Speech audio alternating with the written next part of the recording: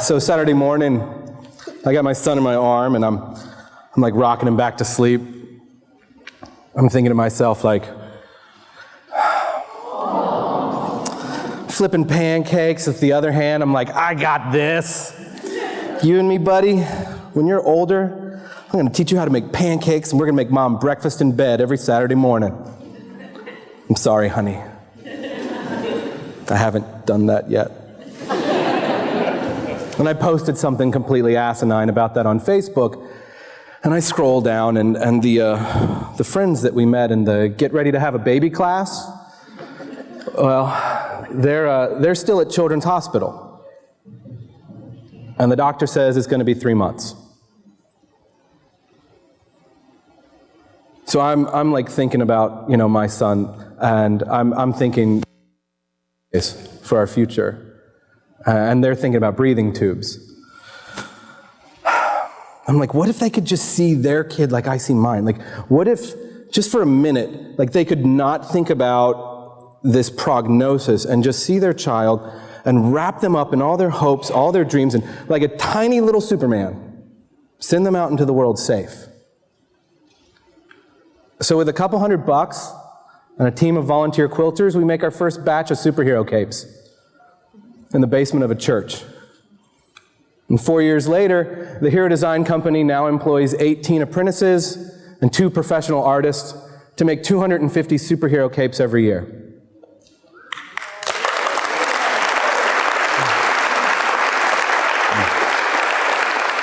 So what's really special about this program is that each cape is co-created with a child. For 1 hour, our apprentices spend time just listening to the kid tell us what makes them remarkable. We help them frame their story. We listen to parents finally not have to talk to a nurse, but to brag about their kid. Each cape tells a story of what makes this child an incredible person. It helps us recognize them as heroes. Our friend on the stairs here, she has a dream of developing a needle that doesn't hurt, so no kid will ever feel pain when they go to a doctor. Our buddy in blue, he's been training to be an acrobat and a juggler in a circus back in Kansas City. Now I can tell you that when a child puts on a cape, everyone in the room stands a little taller. They get that Superman aura. That the parents and the staff smile with this incredible pride when they raise their hand and they take the hero's oath, promising to only use their powers for good, to use their cape to protect those in need, and to comfort those they love. We always knew that Hobbs, our son, was remarkable. My wife's a graphic designer and I'm an art professor, so naturally, when his favorite movie was Singing in the Rain, followed by Elvis films, we were like, this kid's got good taste. His favorite toy for like 2 weeks was a rock. He would hold it in his hand for 8 hours a day because obviously, he's a sculptor. He graduated from the rock to a string. That was his favorite toy for about 3 months. He would inspect every single inch of it, become fascinated by how gravity affected it. Obviously understanding something about quantum dynamics that I'm still grappling with. His favorite book was A Dinosaur versus Bedtime. And when I'd read it, I'd go, Hobbs, what does a dinosaur say? And in this adorable southern accent, he'd go, row, row. Around 18 months, I was reading to him. I said, Hobbs, what does a dinosaur say? And he goes, moo. Buddy, a dinosaur says roar. It doesn't say moo. But he said moo again. And then the next day he said moo. And then by the end of the week he didn't have any more words.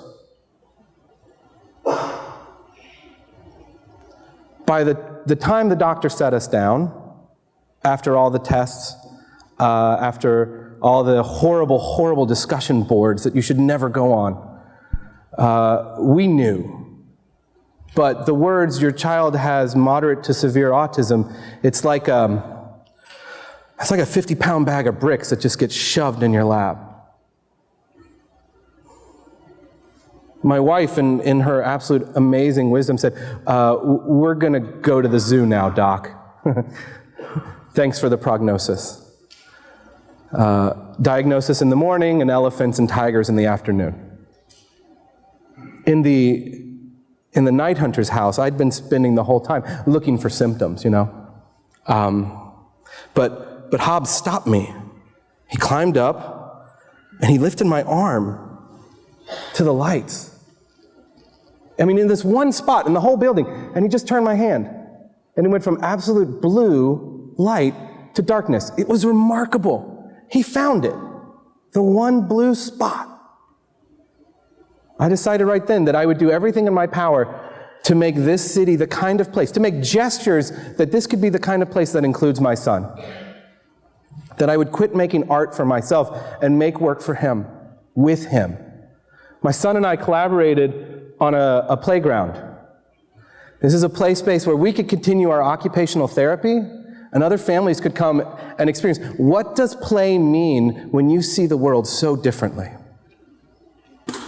He inspired me to make a film festival in our old neighborhood, where we got to produce 12 short movies about neighbors, incredible individuals. 700 people came out in their lawn chairs to see their neighbors' stories projected larger than life. Because that's the kind of community I want him to grow up in. I've quit my job so that I can make over all 20 of the city's community health centers.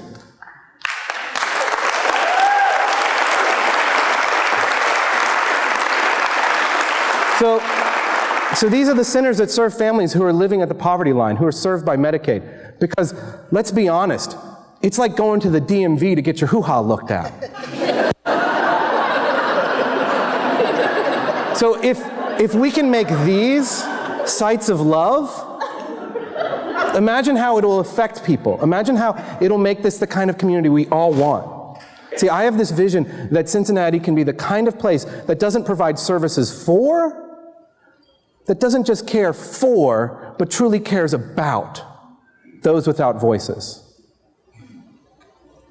Every year, the teen apprentices at Artworks and the Hero Design Company, they say, we'd like to make your son a cape.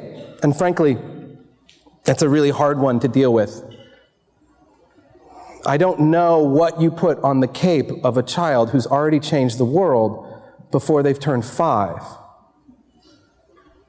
Who's already made this city a better place for all of us. But when you see him in our city, in our community, and you say thank you, he says you're welcome like this. Come. Thanks.